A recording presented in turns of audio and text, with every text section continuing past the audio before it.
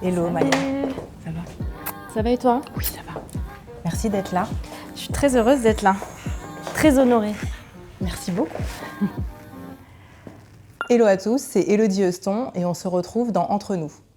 Alors aujourd'hui, j'ai le plaisir de recevoir Maya Waknin. Tu es à la tête de New Flag et tu es quand même une figure incontournable de la coiffure en France. Tu es là quand même depuis un moment, on peut le dire. Ça fait 5 ans. 5 ans, ok. Mais dans le monde de la beauté, tu y es depuis une vingtaine d'années. Oui, j'ai commencé à 25 ans. Ouais. Il y a 25 ans. Ouais, génial. Pas jeune. Non, mais du coup, ça fait que tu sais de quoi tu parles quand même. Hein. Voilà, un petit peu. Et du coup, tu travailles dans l'univers de la beauté, tu propulses des marques comme on connaît tous, Color Wow, que moi j'ai au salon, Tangle Teaser, que j'ai au salon, Oui. et Invisibubble aussi. Oui, tout à fait. Ouais, c'est ça. Et donc, tu es un peu la reine du leadership. J'essaye de... Il paraît. Un peu. Leadership, marketing, engagement, et tu accompagnes des salons du coup dans leur transformation. Oui, on essaye. C'est ça. Au mieux. Ouais. Et alors j'enchaîne directement avec une première question qui m'intéresse beaucoup. Qu'est-ce qui t'a conduite vers ce poste de directrice générale chez New Flag? Et est-ce que c'était une ambition que tu avais depuis toujours ou est-ce que c'est d'opportunité en opportunité qui a fait que tu te retrouves là où tu es aujourd'hui?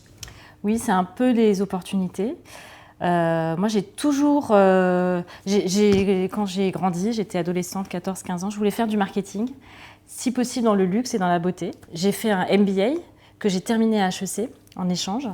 Et après HEC, je me suis retrouvée stagiaire chez L'Oréal dans les parfums. C'est pas mal, J'ai adoré. Ouais. C'était vraiment une super belle expérience. Et après L'Oréal, j'ai commencé chez Johnson & Johnson, aussi dans les cosmétiques, donc en marketing. C'était développement de produits, développement de marques, communication. C'était assez complet. J'ai un peu évolué dans ce milieu.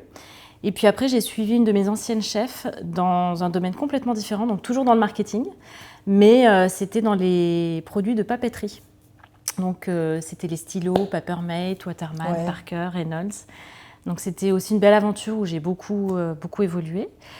Et puis après, j'ai travaillé chez Staedtler, qui est aussi une marque d'écriture, une marque allemande où j'étais directrice générale. Donc là, j'avais quitté un peu le marketing. Et au bout d'un moment, j'ai eu envie de revenir vers la beauté. En fait, c'était mes premiers amours et c'est vrai que ça me manquait. J'ai réussi à être passionnée par toutes les marques sur lesquelles j'ai travaillé, mais c'est vrai que la beauté, ça inspire, ça stimule, c'est beaucoup plus dynamique. Ouais. Donc c'est comme ça que je suis tombée sur une petite annonce de New Flag, qui à l'époque n'était pas très connue, mais il y avait déjà des marques qui sonnaient bien. Ouais. Et c'est comme ça que j'ai été recrutée en plein Covid. Je devais commencer un 1er avril 2020. Finalement, on s'est concerté. J'ai reculé un petit peu la date d'arrivée. Je suis arrivée en juillet. Mais, et depuis voilà, c'était il y a 5 ans. Ouais. Donc j'ai découvert le milieu de la coiffure quand même, parce que je connaissais bien la beauté, mais la coiffure, pas du tout. Et j'adore. En fait, c'était une belle surprise. Je dois dire que je ne m'y attendais pas, mais...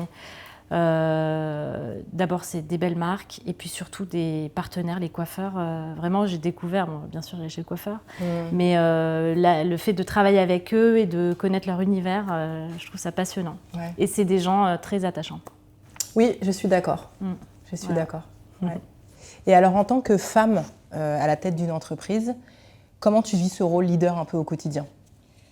Alors, En fait, j'ai jamais ressenti le fait d'être une femme comme une barrière, comme un frein. Vraiment, peut-être que j'ai eu de la chance. C'est vrai que chez L'Oréal, c'est vrai que j'étais stagiaire et quand j'ai postulé pour un poste, on m'a pas pris et on m'a laissé entendre, bien sûr on ne le dirait pas maintenant, mais on m'a laissé entendre que si j'avais été un homme, ça aurait été sans doute plus simple. Et est-ce que c'est pas une question d'expérience?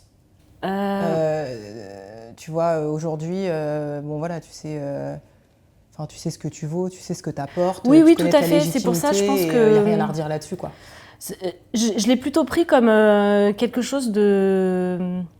C'était plutôt stimulant. Par exemple, quand dans mon entreprise, donc c'était Newell, là, dans les stylos, je voyageais beaucoup à l'international.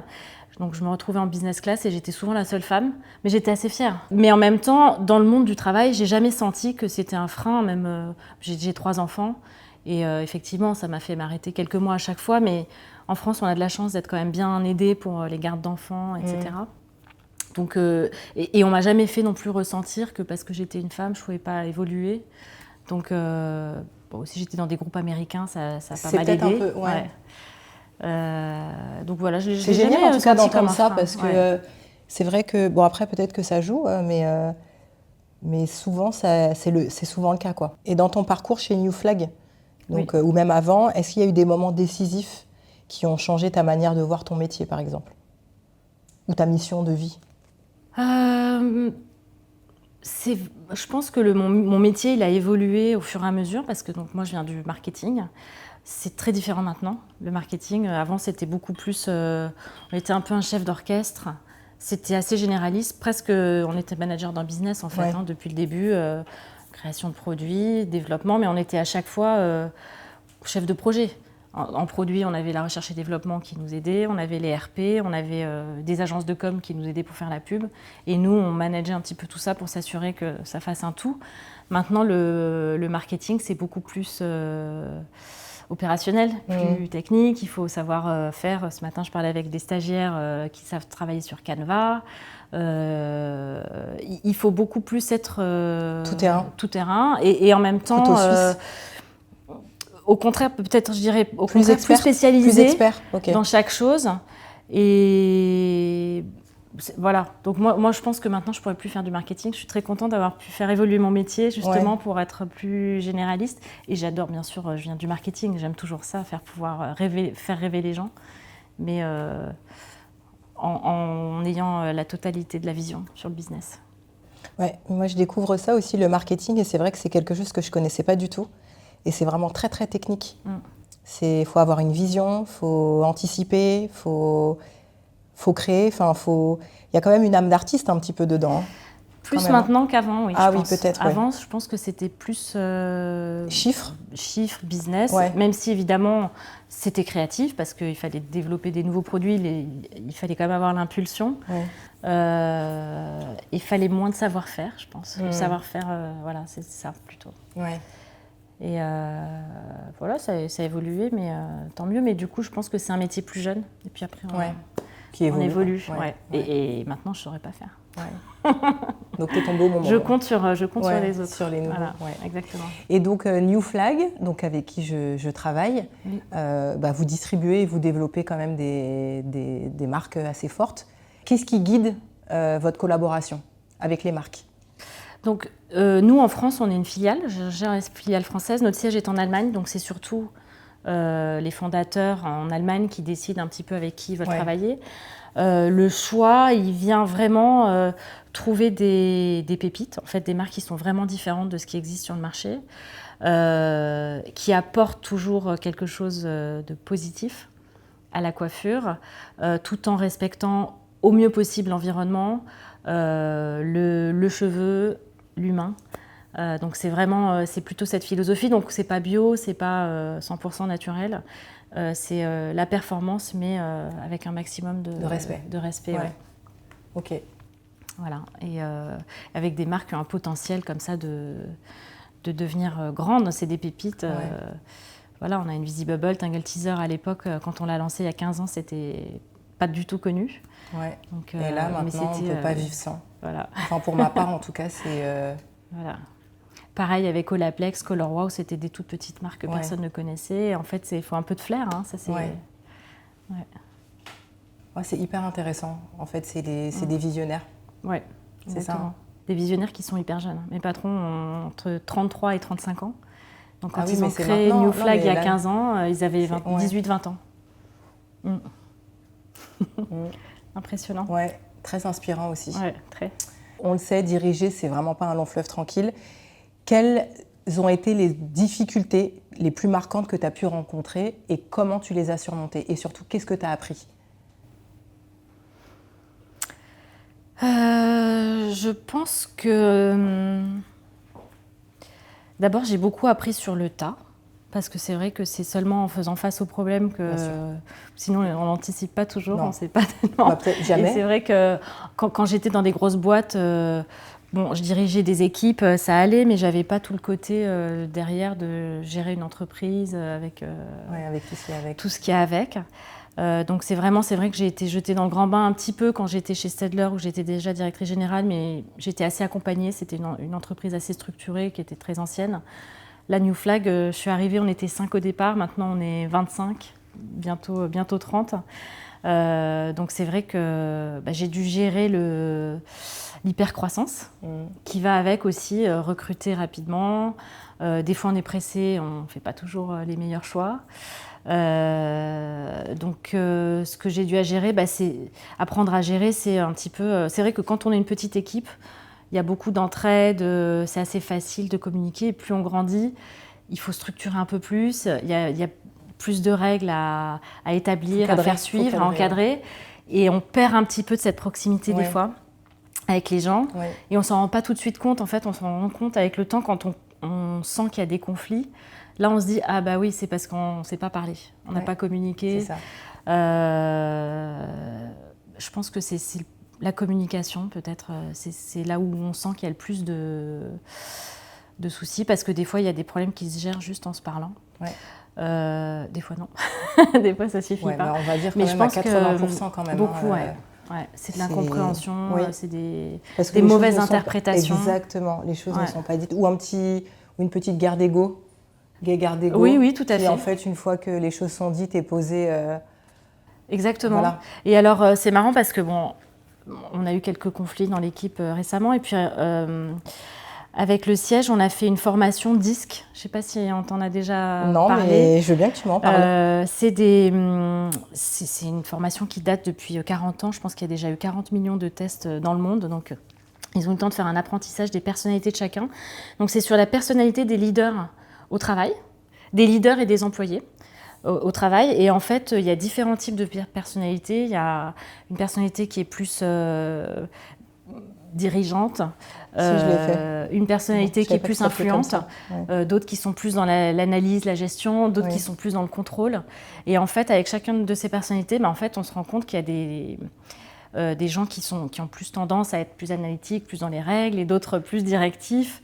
Et des fois, ces personnalités-là, elles ne sont pas tout pour s'entendre, mais en comprenant quelle est la personnalité des uns et des autres, et surtout ce qui les froisse ou ce qui peut les heurter, en fait, on se rend compte... On se rend compte de beaucoup de choses. Donc, on a fait ça récemment en équipe, ça a pas mal aidé. Et après, on a déroulé ça un petit peu dans tout le reste. On a fait d'abord les managers, et puis après, ensuite, on le déroule au fur et à mesure avec le reste des équipes.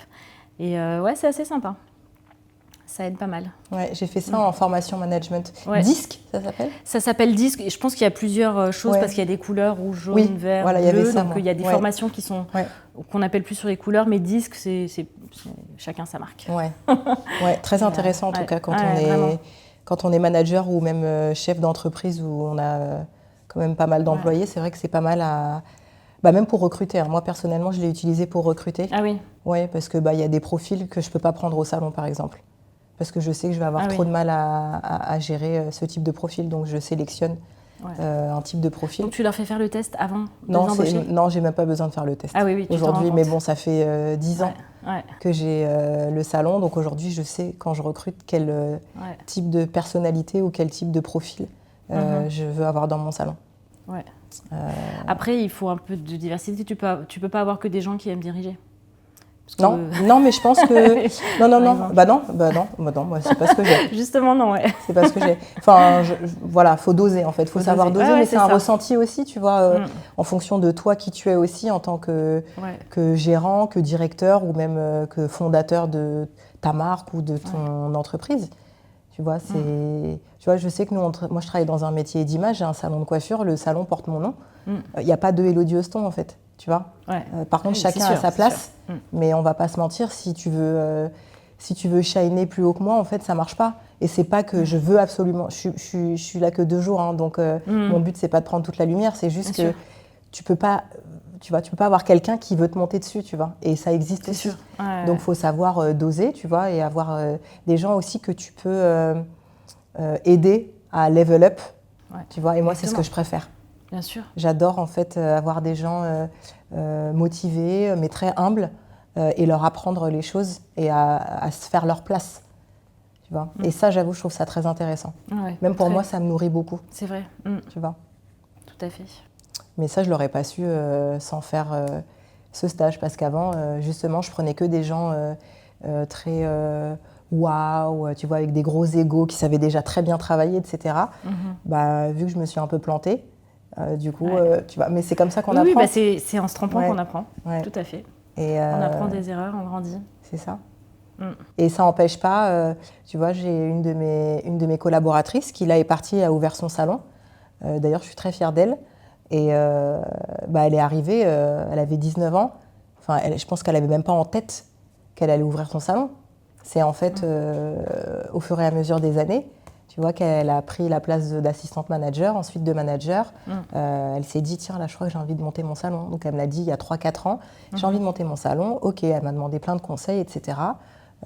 Et là, aujourd'hui, elle est partie il y a quelques semaines, peut-être 1 mois et demi.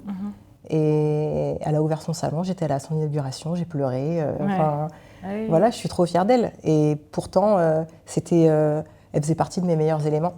Enfin, tu vois, c'était un pilier. Oui, quoi. C'est comme ça, on fait grandir les gens. Exactement, c'est ça. Qui est gratifiant aussi. Et moi, je me nourris beaucoup de ça. Et alors, du coup, en tant que directrice générale, parce que tu es directrice générale de New Flag, la frontière entre le pro et le perso, du coup, peut vite devenir floue. Comment toi, tu gères ça et est-ce que tu arrives à poser des limites ? C'est vrai que je travaille beaucoup. En général, je déconnecte rarement. J'ai toujours mon téléphone pas loin, sauf 2-3 jours dans l'année. Par exemple, le week-end dernier, j'étais en rando. J'avais pas de Wi-Fi, donc j'ai pu vraiment déconnecter. Mais en fait, ça m'aide, ça me déstresse de pouvoir lire ce qui se passe au fur et à mesure et répondre au fur et à mesure. Comme ça, j'ai pas trop à faire le lundi matin en arrivant. Mais j'avoue que j'y arrive quand même pas trop mal parce que quand je rentre chez moi, j'ai mes enfants. Donc je laisse le téléphone de côté tant que je suis avec les enfants. Voilà, et il faut bien être avec eux. Et puis c'est mon moment aussi où je me ressource avec eux. Puis après, une fois qu'ils dorment, je regarde un petit peu, je check. Ils ont de quel âge à quel âge, la tranche d'âge ? Alors là, c'est 13, 17 et 19. Ok. Donc ils ont grandi déjà. Ouais. Ok. Moi, j'ai un peu de mal à poser le téléphone. J'avoue. Moi, je le fais au moins pendant le temps du repas. Et puis si je fais les devoirs ou la lecture avant de dormir. Et puis après, par contre, je reprends. Je reprends, mais voilà, quand je suis avec des amis ou évidemment spectacle ou quoi, tu es obligé de ne pas avoir le téléphone, donc ça aide. Mais en vacances, je le prends, par exemple. Mais l'idée de rentrer de vacances et de me dire que j'ai des surprises pas forcément bonnes. Et qui n'ont pas été traitées pendant ton temps de vacances et que du coup, ça fait un effet boule de neige. Non, mais avant, parce que donc, ça fait 25 ans que je bosse, j'avais pas les téléphones portables, même pas le BlackBerry, c'était encore avant. Je rentrais de vacances la boule au ventre en me disant qu'est-ce que je vais voir, quoi. Donc, vraiment, depuis que j'ai l'iPhone, ça me détend. Ça te détend. C'est contradictoire, mais ça me détend. Ça te détend. Mais en vrai, je pense que tu gères ton temps comme tu le veux aussi. Et c'est ça. Et c'est ça qui exactement. est, tu vois. Oui. Tu gères ton temps quand tu le veux. C'est pas une obligation. En vrai, tu pourrais le poser ton téléphone. C'est toi qui as envie de ça parce que tu veux te décharger et te dire et ne pas te dire le lundi. Tiens, ça me fait penser à Éponine, mon cerveau, qui des fois elle me dit non, le week-end j'existe pas, faut pas me parler, etc. Ça, c'était avant, il y a quelques semaines, parce que là, ça fait quelques semaines qu'elle ne le fait plus. Ah oui. Que même le week-end, elle est jusqu'à 23h sur son ordi. Mais du coup, je la bombardais le week-end. Je savais qu'elle ne me répondait pas, mais c'était OK. Juste, je la bombardais de trucs à laquelle je pensais, tout ça. Et du coup, le lundi, elle était là. Coucou, ça va? Et là, bim, bim, bim, elle déboîte. Et là, non, du coup, elle ne le fait plus. Mais moi, non, j'avoue, le week-end, je continue quand même à... on cogite, quoi. Puis des fois, c'est justement quand on ne travaille pas qu'on pense à plein de choses. Donc, Mais moi, je pense que c'est une très bonne chose de couper, en vrai. Juste, j'arrive pas bien à le faire, mais je pense que c'est une très bonne chose parce que ça te permet justement que, tu vois, vu que ton cerveau se pose un peu, et il y a des idées qui popent comme ça, tu vois. Donc, c'est vrai, oui, c'est vrai, c'est ce qu'on dit. Et alors, quand tu regardes ce que devient New Flag, parce que là, tu es là depuis le début quand même. Non, pas depuis le début, ça existe en France depuis 2016. Donc moi, j'ai repris, il y avait déjà 3-4 personnes, tu vois. Ouais, donc là, il y en a 25. Donc, tu as quand même bien aidé au développement. Qu'est-ce qui te rend la plus fière et dans l'avenir, où est-ce que tu aimerais emmener cette entreprise ?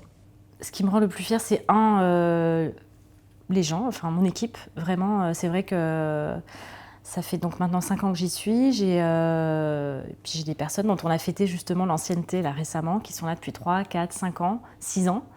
Je suis heureuse en fait de savoir qu'ils ont bien voulu rester avec moi dans l'aventure. Ça veut dire qu'elles y trouvent leur compte, qu'elles s'épanouissent. Et puis c'est d'avoir recruté tout ce monde-là parce que mine de rien je contribue à l'emploi de la société. Je trouve ça très gratifiant. Et puis c'est quoi la question déjà? Qu'est-ce qui te rend du coup le plus fier? Le plus fier, c'est d'avoir pu faire grandir des marques qui étaient toutes petites au départ et qui sont maintenant connues en France. Même New Flag, au départ, c'était pas connu. Quand je disais New Flag, bon, je spécifiais quelques marques et encore, elles n'étaient pas très connues. Mais c'est vrai que maintenant, New Flag, dans le milieu de la coiffure, je pense que les gens connaissent à peu près. Voilà, tout le monde connaît. Donc ça, c'est hyper gratifiant.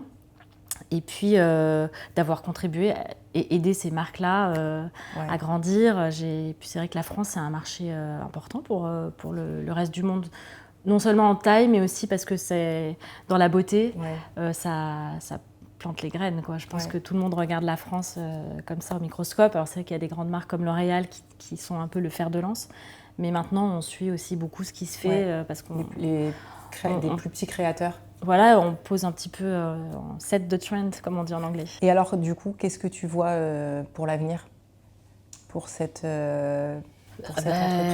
Qu'est-ce que tu aimerais? J'aimerais... Alors d'abord, on lance de plus en plus des marques propres, qui sont les nôtres. Donc c'est vrai qu'on a beaucoup grandi avec nos marques qu'on appelle nos marques de distribution. Olaplex, Color Wow, on a aussi des très belles marques australiennes.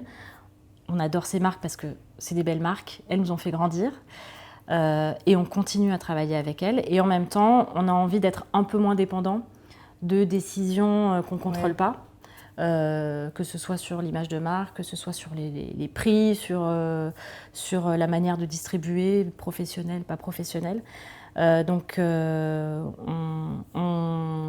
axe de plus en plus notre stratégie aussi sur nos marques propres, pour pouvoir être plus autonome. Et voilà, donc maintenant qu'on a grandi, on connaît bien plus les clients, on connaît les formules qui marchent. Donc ça nous donne un petit peu plus de force pour nous développer de nous-mêmes aussi. Sans oublier nos marques de distribution. Oui, bien sûr. Et du coup, je bifurque sur... Est-ce que tu m'as emmené des petits produits? Oui. J'aimerais que tu en parles un petit peu et puis peut-être que je vais découvrir des choses. Mais oui, tout à fait. Alors, je commence par celle dont tu m'as parlé tout à l'heure, Tangle Teezer, parce que c'est ce avec quoi on a commencé.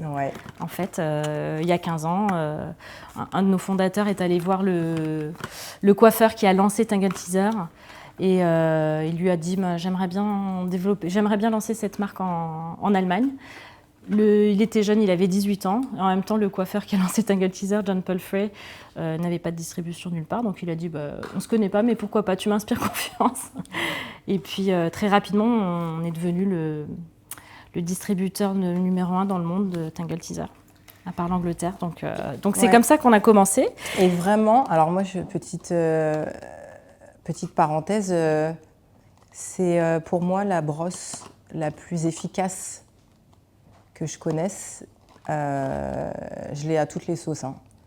Je l'ai chez moi, je l'ai pour mes enfants, je l'ai pour moi, même avec mes cheveux courts quand j'avais les cheveux longs, au salon, au bac, je la vends aux clientes et je la vois partout et c'est pas pour rien.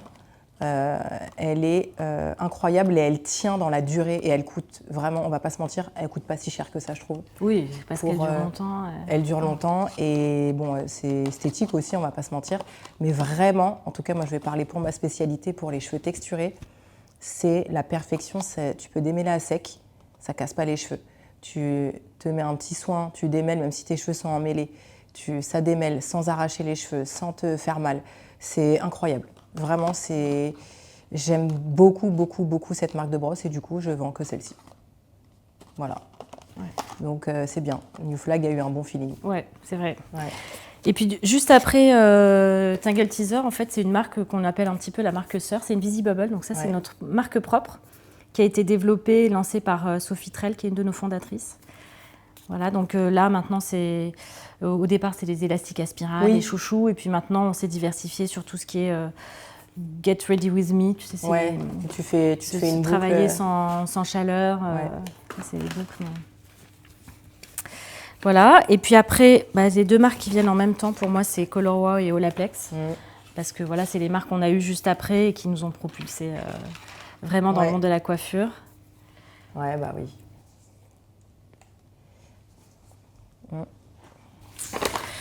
Voilà, qu'est-ce que j'ai d'autre ? J'ai Original Mineral et j'aurais pu amener Evo aussi, qui sont nos marques australiennes full concept, avec la coloration, et c'est des soins vraiment, comme ce que je disais tout à l'heure, qui sont performants, ça donne des beaux cheveux, belles performances, la coloration, tout ça, et en même temps qui respectent au maximum la nature du cheveu. Ouais, moi j'aime beaucoup O&M, personnellement. J'ai un peu d'Evo aussi, mais c'est vrai que O&M... bon, j'avoue, j'adore le design aussi, on va pas se mentir. Hein. Les couleurs, les odeurs, c'est aussi une expérience sensorielle quand même. Ouais, c'est une belle marque. Ouais, et les soins sont de qualité. Et voilà, super design au salon, je trouve ça chic. Ouais. Et marque assez vaste, donc il y en a pour tout le monde, quoi. Et ça aussi, la fondatrice est très inspirante. Josie, elle travaillait dans un salon de coiffure, elle était à l'accueil. Et puis elle voyait tous ces coiffeurs souffrir un petit peu des problèmes de peau, les mains, ça sentait mauvais, etc. Et elle s'est dit, mais enfin, pourquoi on ne peut pas faire des produits qui marchent, mais qui soient quand même plus respectueux, et du cheveu et du coiffeur. Ouais. Et c'est comme ça qu'elle s'est lancée. C'est vrai qu'il y a... là, je parlais des produits de coiffage, mais il y a la couleur aussi. Ouais. On fait aussi la couleur au salon. Ouais. J'aime beaucoup les reflets. Enfin, moi, ce que j'aime surtout, c'est les reflets. Comment ils ressortent, comment ils vieillissent. C'est vraiment très, très quali. Ouais, c'est vrai, très belle marque. Ouais. Voilà, qu'est-ce que j'ai d'autre ? Alors, j'ai Living Proof, qui est une marque américaine qui cartonne aussi, qui est faite qui est développée par des ingénieurs du MIT et des coiffeurs assez renommés aux États-Unis. Donc chaque formule est développée scientifiquement, validée, avec en tête de faire toujours mieux que ce qui existe ailleurs. Ok. Ça, je ne le connais pas. Enfin, je connais juste le nom, mais je n'ai jamais testé. J'aimerais bien essayer. Ouais, très beau produit aussi, vaste gamme. Voilà, et puis j'ai cette marque, donc je te disais tout à l'heure qu'on se lance maintenant dans notre marque propre, c'est Urban Alchemy. Donc je suis très fière en fait, parce qu'on a travaillé beaucoup sur le design, sur les parfums et sur la performance des produits. Et un des ingrédients clés, il pousse pas loin de Paris, en fait, dans une ferme verticale. Ça s'appelle l'Eclipta alba, c'est une plante en médecine ayurvédique, ça veut dire la reine du cheveu. Et c'est une plante qui pousse dans des contrées lointaines, assez difficiles à faire pousser par ici en grand nombre. Et en fait, avec la technique de ferme verticale, tu sais, où tu fais pousser la plante comme ça en intérieur, mais tu peux vraiment contrôler l'environnement comme si tu étais là-bas au Népal ou au Vietnam, avec la bonne pluviométrie, l'ensoleillement, et puis tu fais couler l'eau comme ça de manière verticale, et puis tu la récupères en bas et tu la fais remonter et redescendre. Donc c'est vraiment très vertueux parce qu'on utilise moins d'eau, moins de CO2, et comme c'est dans un environnement clos, tu n'as pas besoin de pesticides, de tout ça. Donc vraiment, et on est très fiers de notre marque. Là, on a déjà pas mal de coiffeurs qui nous ont suivis depuis le lancement. Et on espère que... Et c'est dédié aux coiffeurs, pas d'autres réseaux de distribution. Donc ça aussi, je sais que c'est un point assez clé chez les coiffeurs, parce que pour arriver à revendre sans la concurrence. Et là, c'est la petit dernier, Goddess. Voilà, c'est la dernière petite pépite. Un produit qui... attends, j'ai mis à l'envers. 99 problèmes, une solution. En fait, il répare en profondeur. Pour la petite histoire, c'est les anciens de Olaplex. Ils ont créé Olaplex, ils ont revendu. Ils ont créé K18, ils ont revendu. Et ça, c'est leur nouveau bébé. Donc, j'ai assez confiance. Donc, on sait que ça va déchirer. On sait que ça va déchirer. Ça a commencé super fort, là, déjà, sur les réseaux. Moi, j'ai honte, je l'ai reçu, je ne l'ai pas testé encore. Donc là... teste-le, dis-moi ce que tu en penses. Il faut en mettre une toute petite goutte. Si tu en mets trop, ça fait un peu trop. Et alors, c'est quoi exactement ? Donc, c'est fait avec des peptides, micropeptides et macropeptides, donc qui réparent l'intérieur, l'extérieur du cheveu. Et en même temps, ça aide au coiffage. Donc, ça accélère le temps de séchage et ça t'aide à former les cheveux, qui fait qu'ils peuvent rester brochés pendant une semaine pratiquement, jusqu'à ton prochain shampoing. Il répare, il protège, il fait le brushing. Il remplace plusieurs produits, il ne faut pas le dire. Mais... Ok. Voilà. Oui, donc c'est un masque réparateur sans rinçage. Voilà, exactement. Ok. Réparateur sans rinçage et qui aide au coiffage. Ok, voilà. Trop bien. Génial. Mais il y a de quoi faire, hein? Ouais. Hein? On s'ennuie pas. Ah non, vous vous ennuyez pas du tout, non? Dernière question, Maya. Au-delà de la DG que tu es, qui est Maya aujourd'hui? Quel projet, rêve et envie personnelle tu as?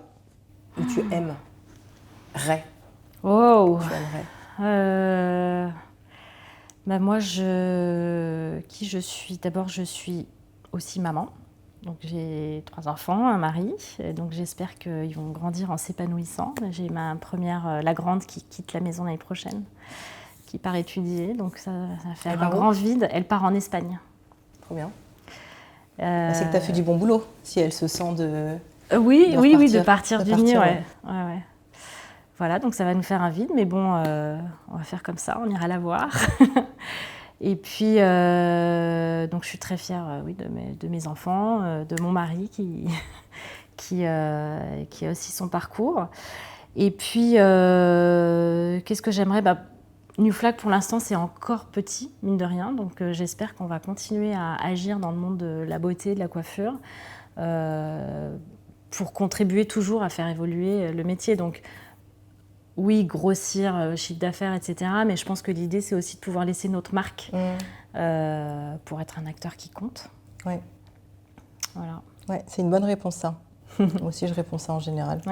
Ouais. Et du coup, dans la foulée, est-ce que tu aurais une question à me poser? Oui, j'ai une question qui n'a rien à voir avec le leadership et le management. Tes cheveux courts, ça te va vraiment magnifiquement bien. Je trouve ça superbe. Et c'est vrai que dans les années 80, il y a eu une période où les cheveux courts étaient très en vogue. Franchement, je pense à Inès de la Fressange, c'est tellement classe, magnifique. Et puis après, on est devenu vraiment beaucoup plus sur le cheveu long. Et encore maintenant, on voit quand même beaucoup de cheveux longs chez les coiffeurs.